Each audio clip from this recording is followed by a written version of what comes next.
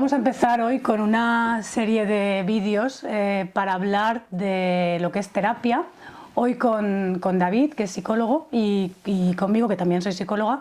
Luego ya diremos más sobre lo que nuestro currículum. La idea de estos vídeos es hablar, tener una conversación con diferentes psicoterapeutas, no solo psicólogos, sino terapeutas en Berlín, para que lo podamos hacer presencial, y abordar diferentes preguntas en torno a qué es psicoterapia, qué es terapia, motivos de la gente para buscar ayuda, etcétera, etcétera. Veremos dónde llegamos. Antes de empezar voy a hacer un pequeño resumen, muy pequeño y muy sintético de la historia, digamos, reciente de la terapia. Porque digo reciente porque, claro, nos podemos remontar a los antiguos griegos, porque ya existían tratamientos para la melancolía y para diferentes trastornos, pero no vamos a ir tan lejos. Se podría decir que la terapia moderna empezó con Freud, o sea, la terapia hablada. Quizás un poco antes fue Charcot el que empezó a ver, el que habló de histeria y empezó a ver que ciertos síntomas físicos tenían un significado. Pero fue Freud el que desarrolló esta idea y empezó a tratar, digamos, a los pacientes a través de lo que se llamaba la cura hablada. Después la terapia se fue ramificando y lo primero fueron los alumnos díscolos, digamos, de Freud, que ya se fueron por diferentes ramas. Por ejemplo, Jung, que tiró más por los arquetipos, y de donde han ido surgiendo otro tipo de terapias quizás un poco más místicas, como la psicomagia de Jodorowsky, por ejemplo, o Anna Freud, que desarrolló los mecanismos de defensa. Anna Freud era la hija de Freud, y lo que se llama Ich-Psychologie, que no sé cómo se llama en español, terapia del yo, se llamará, psicoterapia del yo. Tanto el nombre en alemán que luego... Sí, claro, es que es como muy alemán también todo esto. Sí. Luego ya empezaron a surgir diferentes corrientes, como la que era lo que se llamaba el conductismo, que surge de una desconfianza, digamos, en los procesos subjetivos de las personas, y intentando investigarla también de una manera científica, o sea, pone el foco más en la conducta y intenta ignorar la parte subjetiva. Y de aquí surge el conductismo, que es, digamos, una de las más importantes, y casi con su progresión hoy se puede considerar como la más importante, ¿no? Es como la más, por lo menos la más extendida, y no sé si decir mainstream, pero sí, al final la cognitivo-conductual, que ha pasado por diferentes fases, ¿no? Las olas que se les llama. Primero la ola cognitiva, luego la ola emocional, ¿no? Estamos ahora, creo, en la tercera ola. La primera ola sería la conductual, con todo el Skinner y demás. Sí. La segunda ya la cognitiva con Beck, la racional emotiva de Ellis, y la tercera ola son todas estas terapias contextuales de aceptación y compromiso.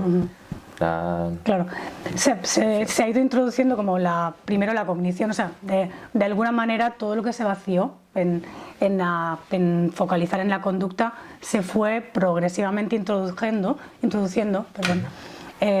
en el sentido de lo cognitivo es también subjetivo de alguna manera. Y la tercera ola también te pone más el foco en la parte emocional. Pero bueno, de la cognitivo-conductual hablaremos luego, porque David se adscribe más, todo tiende más a esa corriente, entonces aquí tenemos al experto, digamos. Luego también está, lo he dicho, esta corriente ha evolucionado. Luego está los movimientos de los años 50, 60, y se surgieron diferentes ramas. Por una parte, los movimientos de la antipsiquiatría y de la psiquiatría social también, que pusieron en cuestión la forma de tratar a los pacientes por aquella época, la medicalización y las condiciones de los psiquiátricos, y que también han evolucionado. De hecho, la sistémica, que es digamos, la corriente en la que yo me he formado, surge un poco de aquí, de cuestionar la patología individual, y tiende a verla más contextualizada. vendría de la terapia de familia también, que luego hablaremos más profundamente. Y luego están todo este tipo de terapias más humanistas, como la terapia existencial o logoterapia de Viktor Frankl, un superviviente de los campos de concentración, que también ahora se conoce como terapia existencial, o la terapia de Carl Rogers también, o la de Maslow. Todo son terapias más humanistas, que se les llama, ¿no? Terapias humanistas. Y luego hay, no sé dónde incluir todas estas, como mindfulness o meditación. Casi yo diría que no son psicoterapia. Son más técnicas. Claro, sino que pero están muy de moda igual también. Sí, las terapias de tercera generación prácticamente todas las introducen.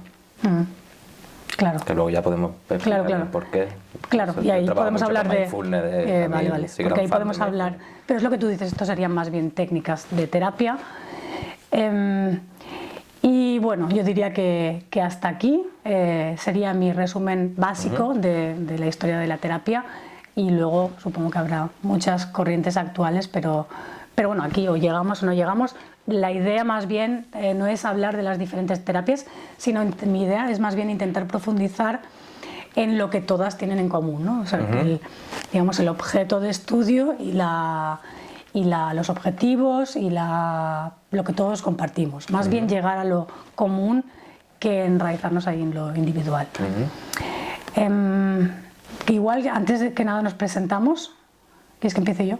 Empieza tú, soy la anfitriona. A ver, yo estudié psicología en Valencia y empecé mi formación porque el último año hubo un profesor que era muy apasionado de lo que hacía y muy bueno, y su materia era relativamente nueva en Valencia, era la neuropsicología, que estudiaba pues más bien era una parte como muy anatómica y de relacionar la anatomía con las funciones cognitivas. O sea, de terapia en realidad tenía poco. Tampoco por aquella época yo quería ser terapeuta. Luego me formé en España en neuropsicología, me vine a Berlín con una beca y me seguí formando en neuropsicología, que aquí estaba bastante más avanzada. Y poco a poco me di cuenta de que lo mío no era la neuropsicología, sino más bien la terapia.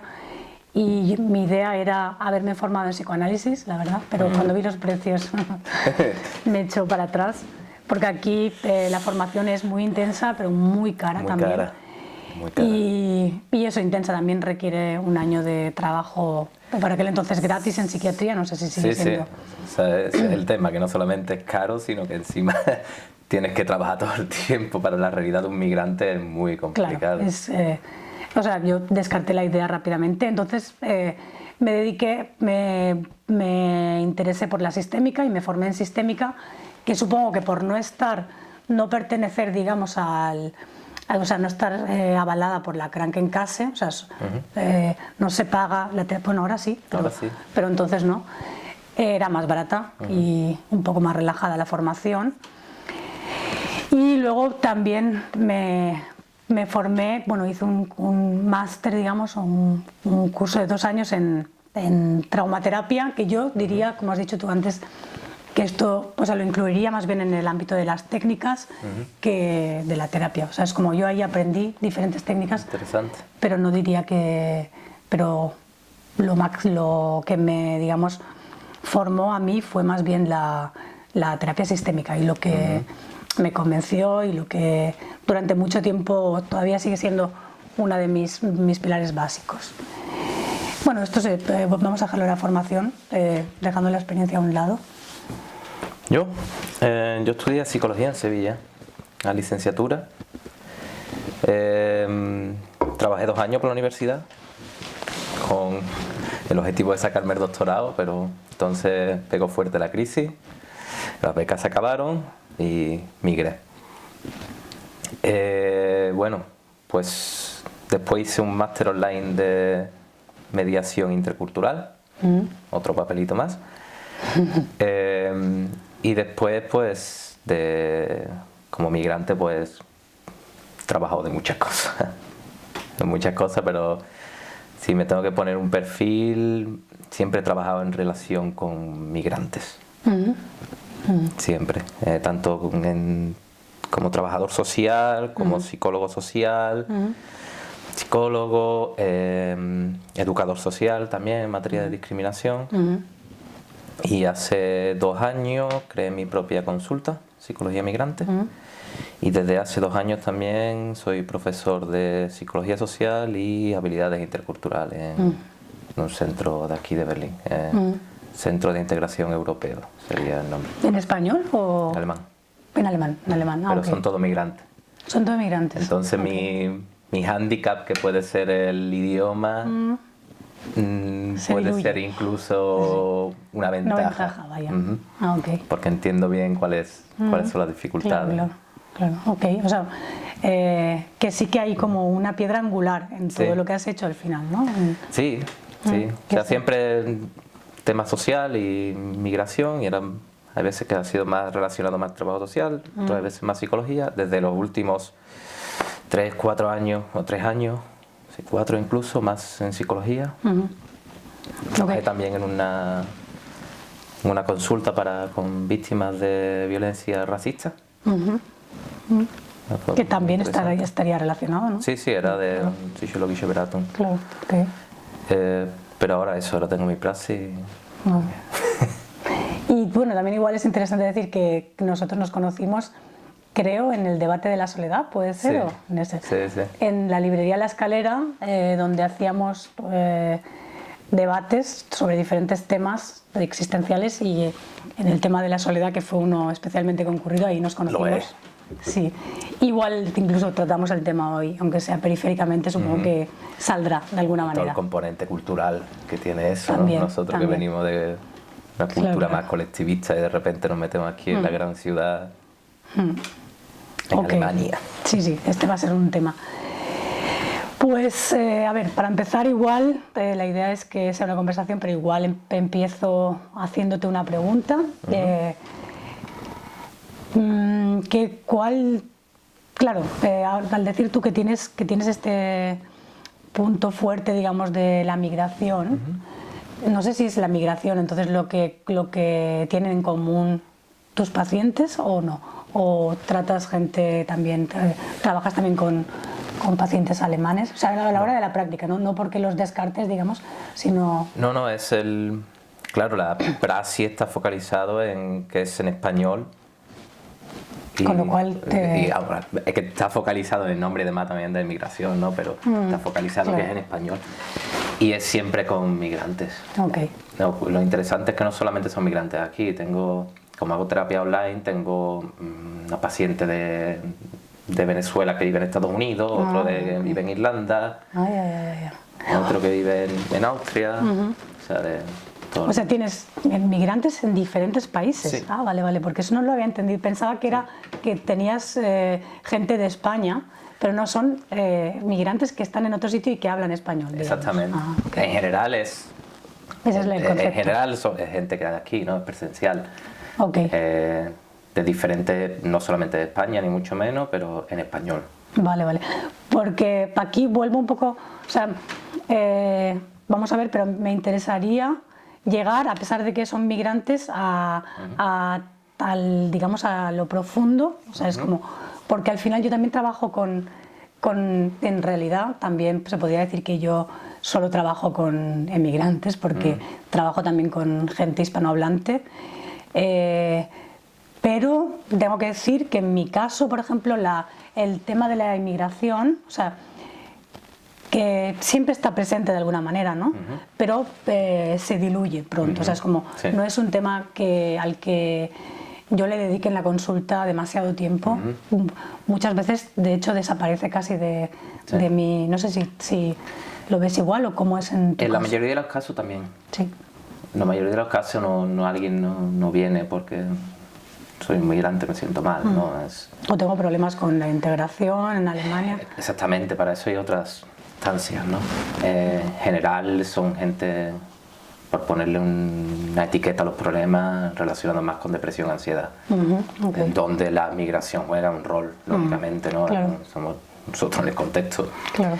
Luego sí hay ciertas personas, pero no son la mayoría, que sí es más tema de, bueno, típico vuelo migratorio, no sé qué hacer, dónde me siento, ambivalencia, multivalencia, sentimientos de culpabilidad por no estar, miedos, dejar, etcétera. ¿Cómo procesar si estoy aquí y me quedo aquí, o estoy aquí y me voy para allá, o todo lo que me quedo, me vuelvo, y cómo me siento y Sí. cómo... O sea, ahí sí que sería un tema directamente relacionado con la migración, Sí, ¿no? pero no es la mayoría. No es la La mayoría. mayoría eso es algo que está en el background, ¿no? Y el tema principal dirías que es de depresión y ansiedad. Sí, Tú. en diferentes ámbitos, por ponerle un nombre. Y ¿cuál dirías tú, o si la hay, quiero decir, si se puede hablar en general, ¿con qué te encuentras cuando, digamos, en la primera sesión? ¿Qué es lo que la gente,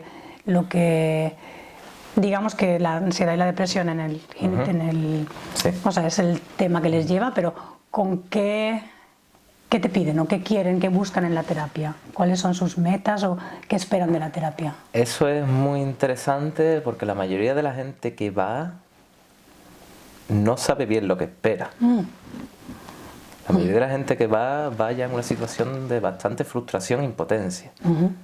Porque no está la cultura de...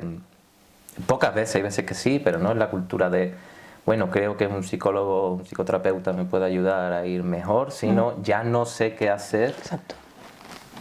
Entonces voy al psicoterapeuta, teniendo en cuenta que nosotros no vamos por la calle en casa y hay que pagarlo. Claro. Es decir, es un esfuerzo. Claro. Hay gente que sí, que tiene el dinero, y otra gente que le cuesta.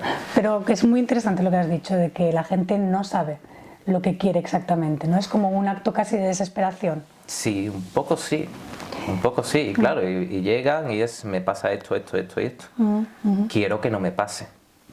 Pero claro, de lo primero que se trata en la terapia es de decir, bueno, ¿qué significa que no te pase? ¿Qué es lo que quieres? ¿Qué objetivos necesitas? ¿Qué puedo hacer yo por ti? ¿Qué rol juego yo? Entonces eso es muy interesante también, porque si no hay una cultura amplia sobre lo que es un psicólogo, un psicoterapeuta, y establecer el rol del psicoterapeuta ya es terapéutico de por sí. Claro. No soluciona, no quiero sentirme triste, no quiero, espérate, ¿por qué te sientes triste en tu contexto? ¿Qué función cumple? Pues, en algún momento esto te ha ayudado, ¿qué te está diciendo tus emociones? Vamos a verlo conjuntamente. Que la primera, o sea, si digamos la gente acude, y en general también, porque hay gente que ya ha hecho terapia, ¿no? Supongo que también tendrás gente. Entonces, ahí ya, digamos, esa idea, si les ha ido bien, ¿no? Porque de todo hay, también hay gente que ha hecho terapia y le ha ido mal, o gente incluso que hizo terapia de niño, tengo yo, y eso puede ser muy ambivalente, ¿no? Hay veces que ha funcionado, y hay veces que es como, bueno, yo estaba allí y hablaba porque tenía que hablar. Entonces, como también vuelta a ver lo que es terapia de adulto, que es distinto a lo que es de niño, pero por lo que dices de la gente no sabe lo que quiere, sino que es casi un por descarte, ¿no? Que ya no sé qué hacer. Voy al psicólogo. La primera función del psicólogo, del terapeuta, es aclarar, ¿no? Como quién soy yo y qué te puedo ofrecer. Claro. Sí. ¿En qué trata la terapia? Es más, yo hay algo que hago que, bueno, también es marketing al fin y al cabo, pero me parece justo así. Y la primera sesión de conocernos es gratuita. Yo no explico en el email qué es lo que pasa, ¿no? Ven, nos encontramos, primera sesión es gratuita, me explicas tu problema, vemos, te aclaro la terapia, y vemos y también personalmente si nos adaptamos uno a otro. Y entonces ya, pues, vale, entonces sí, entonces no. Hay muchas veces que los problemas, pues, no sé, hay veces que yo no puedo ayudar. O yo no me siento que soy la persona para ayudar. Si me viene una persona, por ejemplo, con trastorno alimenticio, bajo mi perspectiva, ahí hace falta un control del entorno importante. ¿En qué sentido? ¿Control del entorno? ¿Cómo te refieres? El contexto en el que está. Es como hay clínicas que se dedican a eso y que están muy, muy bien. Y yo no tengo los recursos para, solamente por hacerlo los dos, que funcione. Tiene que igual aquí ya esto es también un punto interesante y que igual tenemos perspectivas distintas también en base a nuestras diferentes escuelas. Claro. Pero creo que lo abordaremos más adelante, tomando este ejemplo. ¿Okay? Porque aquí la pregunta que me surgiría es, que te la quería hacer, es si hay, o sea, ¿dónde están los límites de tú? O sea, ¿dónde sitúas tú los límites de lo que tú tratas, ¿no? ¿Estás, digamos, especializado en ciertos trastornos o...? A veces por el trastorno, por así decirlo, pero sí, al fin y al cabo sí. Pero generalmente por la persona. Si me viene una persona, por ejemplo, que tiene o ha tenido, puede tener ataques psicóticos.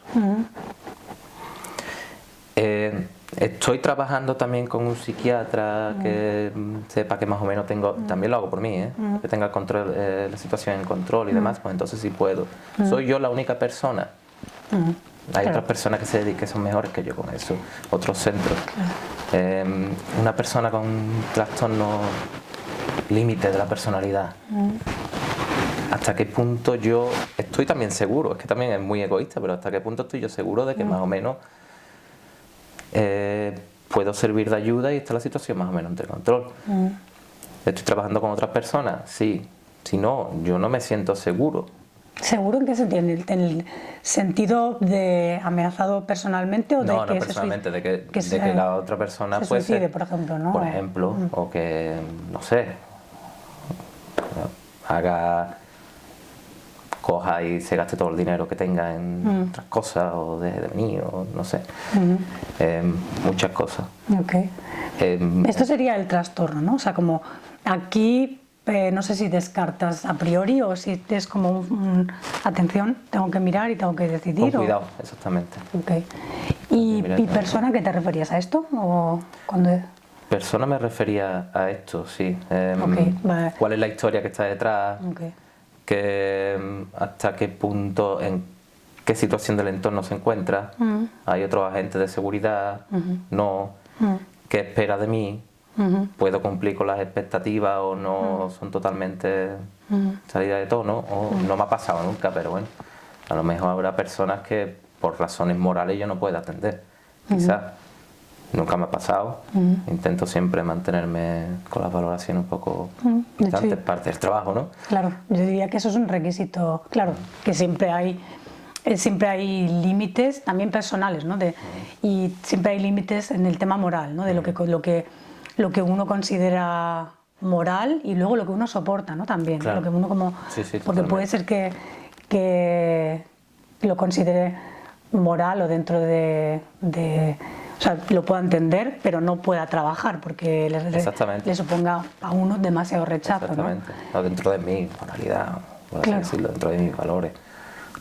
Y también hay un punto también para los pacientes. Aquí en Alemania, en el sistema de la Krankenkasse, digamos, están estas 5, o estaban antes, no sé si ha cambiado, como todo esto va cambiando, pero había estas 5 sesiones probatorias donde se decide si, digamos, el paciente y el terapeuta hacen match, porque es un punto importante, ¿no? Sí, claro. ¿Es algo que te pase a ti, que no hacer match con el paciente o que te ha pasado? Vamos a hablar en concreto, no en abstracto, sino de la experiencia real que has tenido. ¿Te ha pasado alguna vez no hacer match con alguien hasta el punto de no poder trabajar con él? Ya no por el hecho de qué trastorno tenga, sino porque me genera, no sé por qué, rechazo o no... No, porque la relación no funciona, por así decirlo, no hasta el punto de tener que cortarlo, porque creo que sí, que funcionan cosas. Hay personas que, casi personas, a veces que funciona mejor, a veces que funciona peor. Claro. Pero no hasta ese punto. No, sí me ha pasado de... Yo, por ejemplo, con el contrato, si vas a faltar me tienes que avisar un día antes, tienes que hacer esto. O sea, compromiso por lado, y de que se rompan los compromisos y de cortar, la terapia.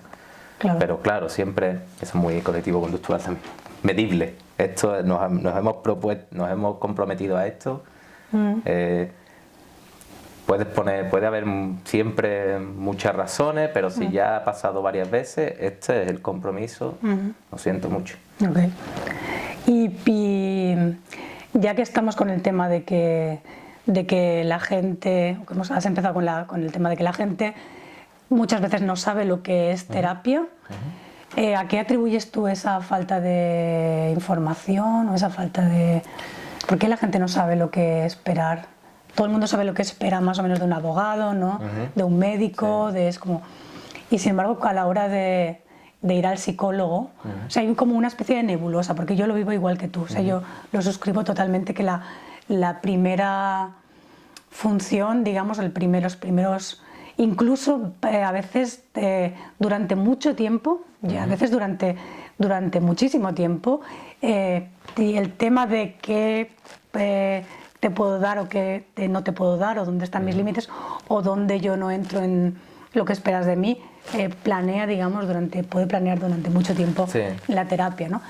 Y aquí tu opinión, ¿a qué crees que se debe que no es interesante porque siempre que lo que tenía en la cabeza es el tema, bueno, cultural al fin y al cabo, ¿no? Si no has tenido nunca contacto con psicólogos, si está ese estigma de antes en nuestra cultura, aquí un poco menos, creo yo.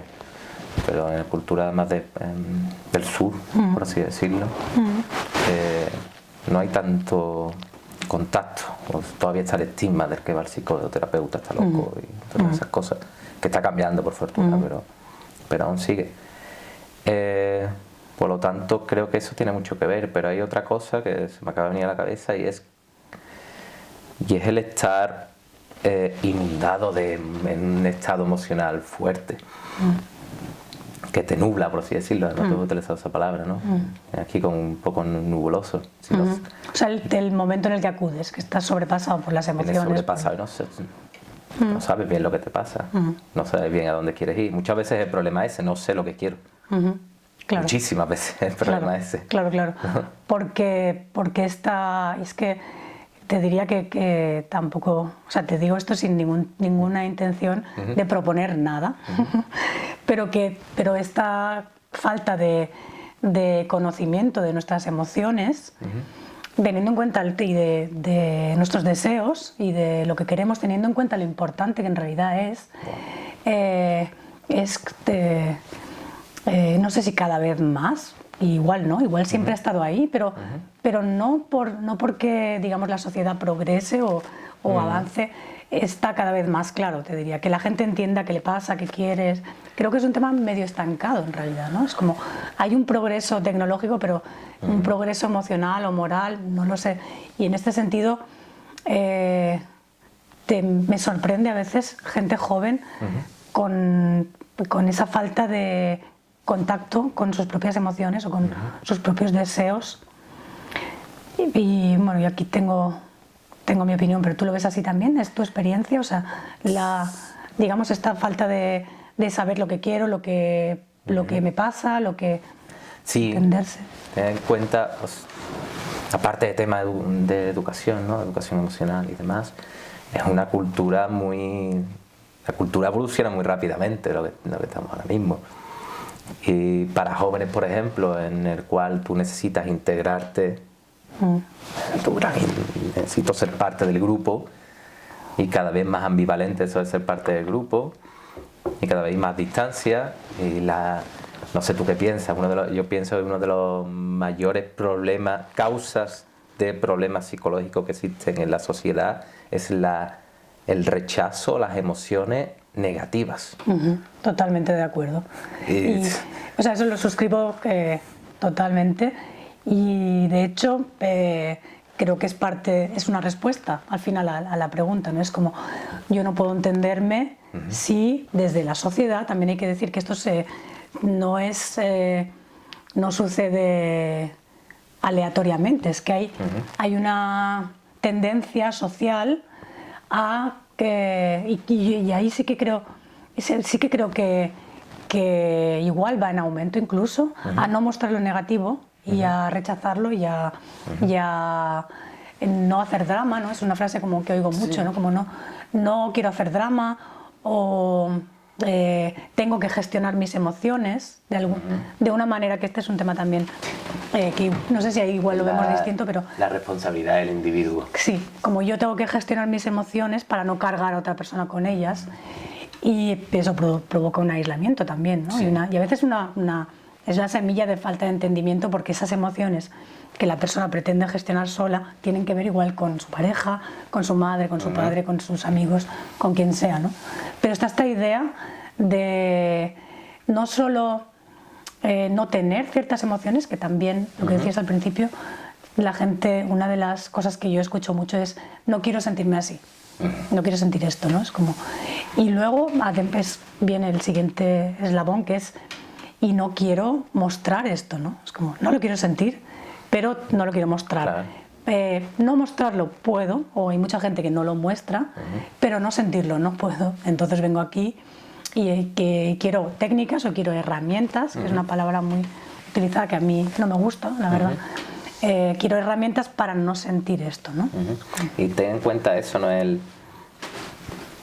mayoría de la gente que tiene problemas relacionados con ansiedad y después con depresión, muchas veces bueno, casi siempre se relacionan. Ahí lo que estás hablando es de estrategias evitativas. Como me siento mal y lo muestro, me voy a sentir peor, por lo tanto dejo de mostrarlo. ¿Y qué implica eso? Pues evitar cada vez más situaciones que me llevan a mostrar eso. Y lo que hace es retroalimentar, que al final a corto plazo no, pero a largo plazo me siento peor porque estoy aislado. Claro. Y al final mi mundo que yo percibo es a través de la pantalla, y a través de la pantalla, cuidado, un mundo muy engañoso, que solamente muestra lo que quieren mostrar. A ese respecto, no sé tú qué piensas, yo no creo que sea esa tendencia, esa necesidad de enseñar lo mejor de nosotros, sobre todo con ciertas edades, ¿no? No creo que sea nueva, ni que ahora, bueno, lógicamente no es nueva. No creo que ahora se dé de más manera porque sí, sino que la tecnología lo que hace es amplificar eso, lo hace más eficiente. Lo hace posible, ¿no? Porque a través de la tecnología, o sea, en las redes sociales uno puede controlar lo que muestra. Claro. Es más eficiente. Claro, exacto, porque en la interacción real el otro ve cosas que tú no quieres mostrar, ¿no? Ve tus expresiones, hay más conflicto, y en las redes o a través de la tecnología es algo más aislado, ¿no? Que cada uno muestra y que no hay esta interacción real y esta, ¿cómo se diría? Como esta idea de que los conflictos, creo que es una idea general que se está perdiendo, se pueden resolver si se hablan, o sea, si se ven primero, se reconocen dónde están sucediendo y se confrontan. Y, por ejemplo, en el caso de mis hijos, hay lo he contado miles de veces, creo, porque me molesta mucho. Hay una tendencia en el colegio, aquí, a que cuando hay conflictos, o bien prohíben el juego, ¿sabes? Por ejemplo, juegan a fútbol y hay un conflicto, se prohíbe jugar al fútbol durante una semana, con todos los juegos que han tenido. Y además, sobre todo a los niños masculinos, ¿no? Porque también por la testosterona y porque son niños, tienen como más conflictos, claro. Y los conflictos de las niñas, que yo creo que también los tienen, bueno, también he sido niña, pero son menos llamativos, mucho más sutiles, ¿no? Y entonces aquí les están dando un mensaje a los niños, y es que yo lo veo relacionado con lo que estamos hablando, y es que es mejor evitar los conflictos. O sea, que hay que evitar el conflicto y que eso es bueno per se, no tener conflictos. Y que la solución, si no es evitar, es si tú tienes el poder, prohibir. Claro. Prohibir lo que escape de tu control. Que al final también estás evitando situaciones que escapen de tu control. Claro, y ahí la pregunta es: ¿dónde va ese resto de frustración, no? ¿Dónde va ese resto de...? O sea, porque yo lo digo eso mucho es uno de mis leitmotivs, ¿no? Que el conflicto no lo puedes evitar cuando tú te interactúas con gente, con personas, sino que surge, y lo que puedes evitar es confrontarlo, pero tú no puedes evitar el conflicto cuando interactúas con la gente. o bueno, lo podrías evitar, pero haciendo mucho esfuerzo, ¿no? Porque al final un conflicto es el choque entre dos opiniones distintas en un momento dado, ¿no? Lo puedes evitar si no lo quieres evitar y tampoco lo quieres confrontar, cosas que pasan mucho en las sesiones, sumisión. Claro, entonces sí. Yo me mal. Claro, ahí es la pregunta, ahí es dónde va esa frustración, ¿no? Contra uno mismo. Porque eso es, qué típico, cosa más típica que nos pasa a todos. Al fin y al cabo, la persona que viene a la sesión no es exactamente como tú, como yo, como cualquier persona. Lo primero lo primero es una de las cosas importantes que decir, ¿no? Que no hay... Que nos pasa a todos, a todos. Lo que pasa es que a lo mejor a esa persona, pues, o le pasa más o le pasa con más intensidad. Y por eso uno puede solucionarlo. Lo que te voy a decir, te pongo un ejemplo. Evito el conflicto. Alguien me habla mal y pido perdón directamente. Ni siquiera no estoy de acuerdo, pero mi primer impulso es pedir perdón. Pero ya es demasiado tarde, entonces ya nunca digo lo que voy a decir, evito encontrarme a esa persona, al final me siento mal conmigo mismo, me siento culpable, tendría que haber hecho esto, y luego vuelve a pasar. Claro.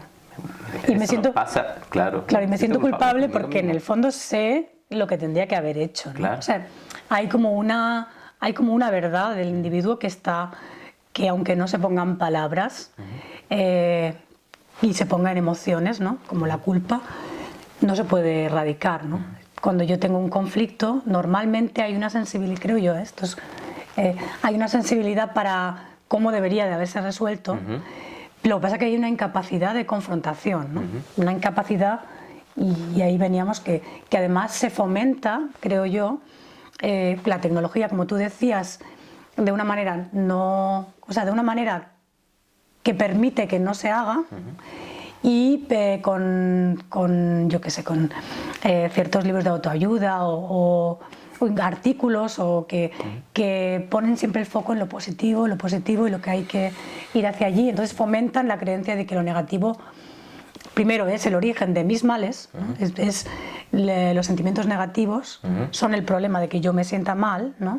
O la mala gestión, bueno, por ahí sí que iría, ¿no? La mala gestión, sí sería.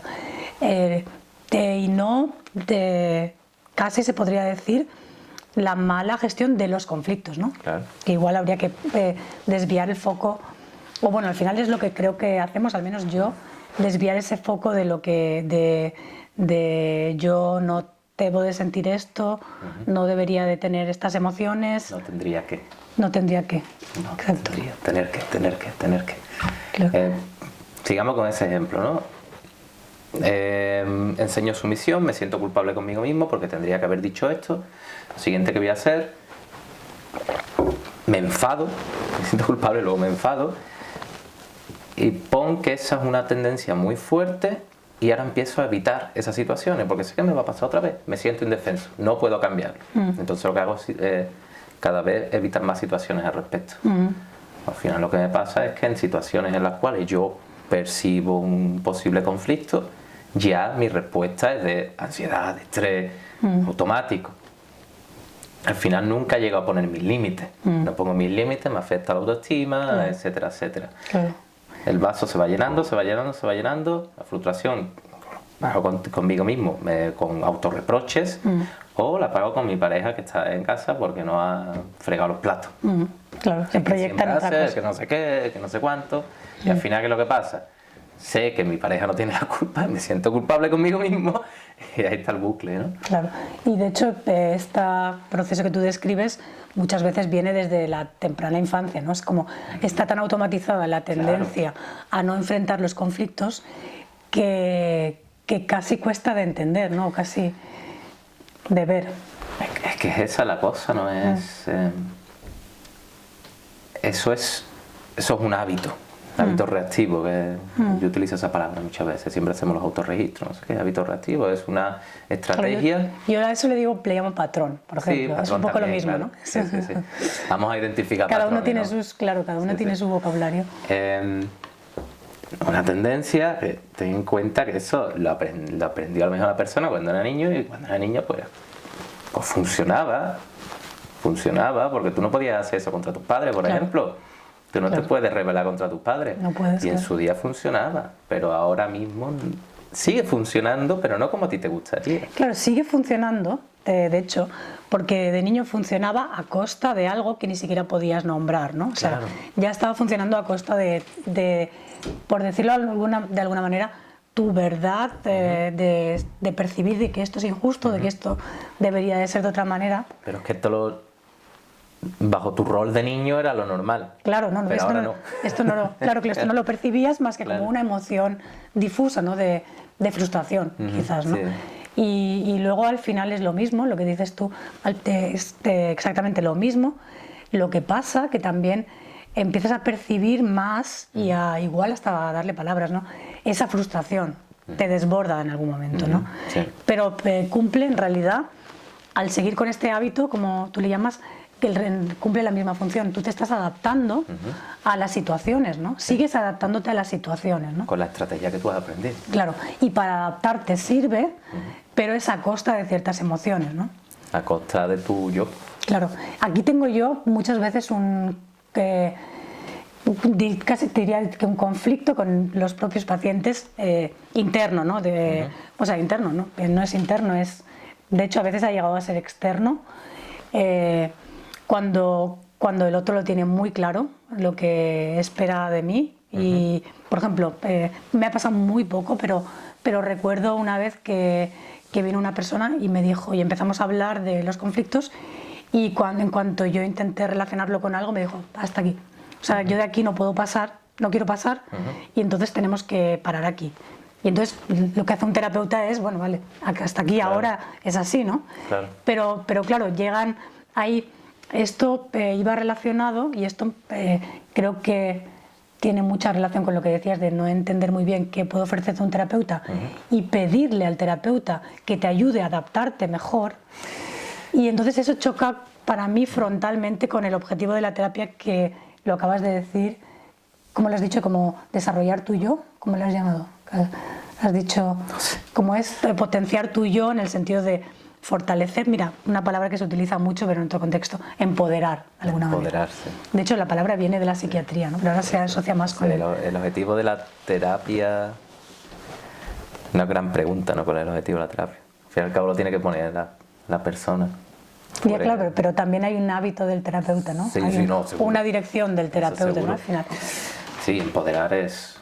O sea, empoderar como o sea, con el ejemplo que tomábamos antes de yo ante un conflicto asumo el rol de sumisión, porque lo asumo, porque no aprendí recursos para enfrentarlo, porque no era posible cuando era pequeño y no los tengo ahora. Entonces cuando viene un conflicto yo no siento que tengo los recursos para enfrentarme al conflicto y me resulta más fácil hacerlo de siempre, porque siempre resulta más fácil hacerlo de siempre. Más fácil es. Más fácil es siempre. Más fácil es, ¿no? Esa es la cosa de que tiene que empoderar. Claro, y aquí hay que distinguir, más fácil no significa menos sufrimiento. Claro. Más fácil es más fácil, pero con sufrimiento, ¿no? Es como el precio y entonces el hablar de esto y trabajar, digamos, o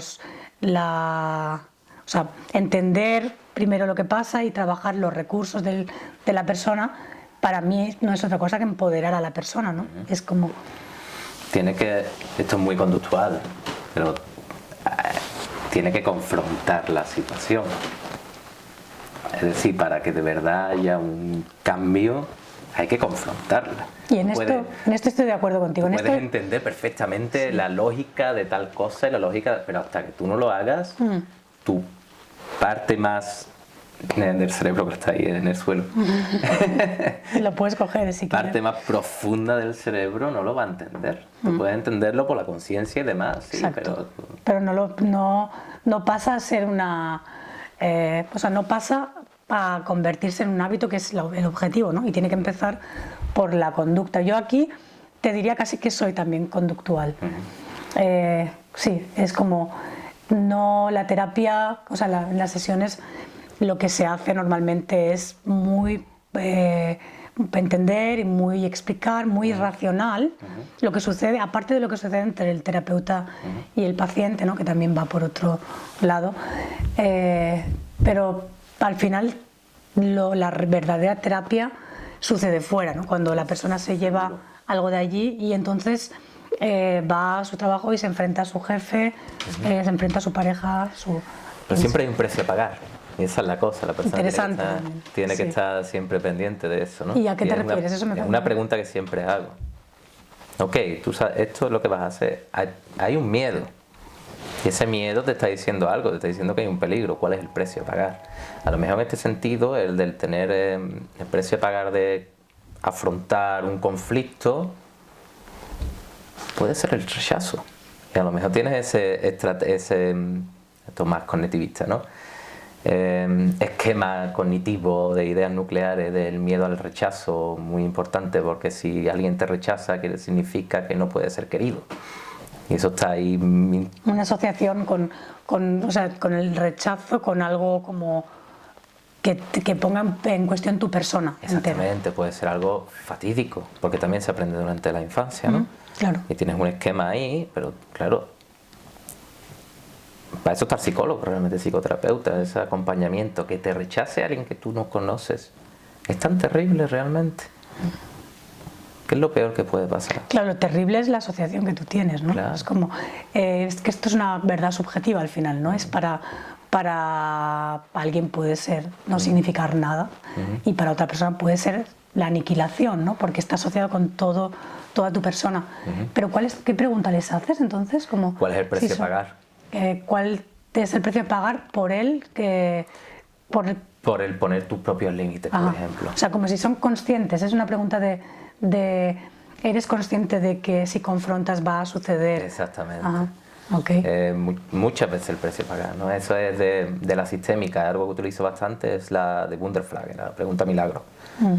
No voy a explicar de qué va la pregunta milagro, pero hay una pregunta que me encanta, que cuando pones en la escala y demás,